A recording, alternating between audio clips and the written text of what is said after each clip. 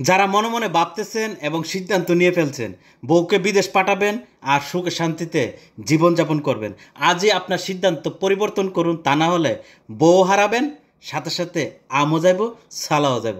তেমনি একজন ভুক্তভোগী পঞ্চগড় জেলার তেঁতুলিয়া থানার আনিস মিয়া এই বুক ভরা স্বপ্ন নিয়ে তার বউ শিলা বেগমকে জর্দান পাঠিয়েছিলেন তাদের সংসারকে উজ্জ্বল করার জন্য, ছেলে সন্তানদের ভবিষ্যৎ গড়ার জন্য, পাশাপাশি নিজেরা সুখে শান্তিতে জীবনযাপন করার জন্য। কিন্তু আনিস মিয়ার আজ হেতে বিপরীত ঘটল।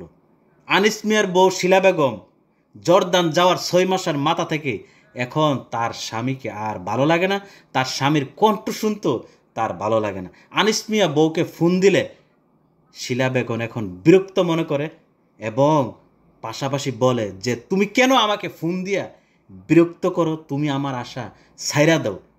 এবং পাশাপাশি আনিস মিয়ার নাম্বার ব্লক পর্যন্ত মারে, এখন তার নাম্বার ব্লক লিস্টে আছে। আনিস মিয়া তার বউ শিলা বেগমকে তার জীবনের চাইতে বেশি ভালোবাসে এবং বুক ভরা স্বপ্ন নিয়ে জর্দান পাঠায়। কিন্তু শিলা বেগম জর্দান যাওয়ার পরে এখন অতীত সব কিছু ভুলে গেছে, সে এখন রঙিন জগতে বসবাস করতেছে।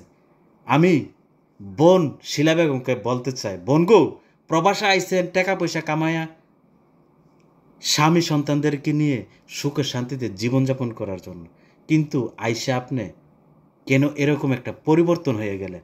একটা কথা মনে রাখেন, প্রবাসী ছেলেরা আপনার এই দেহের বাঘ, মনের বাঘ, রাতের আধারের বাঘ নিব, কিন্তু কোনোদিন প্রবাসী ছেলে আপনাকে ঘরের বউ বানাবে না।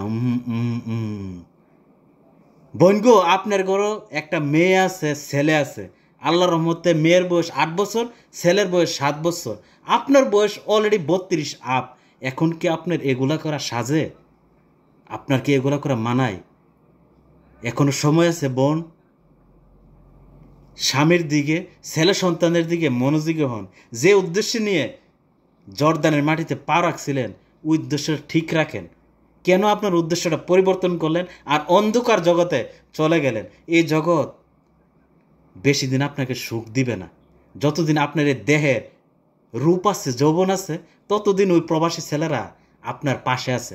কিন্তু একটা কথা মনে রাখেন, আপনাকে কোনোদিনও প্রবাসী ছেলে ঘরের বউ বানাবে না। এই স্বপ্ন কোনোদিনও দেখেন না। যদি দেখে থাকেন তাহলে জীবনে আপনি ভুল করতেছেন।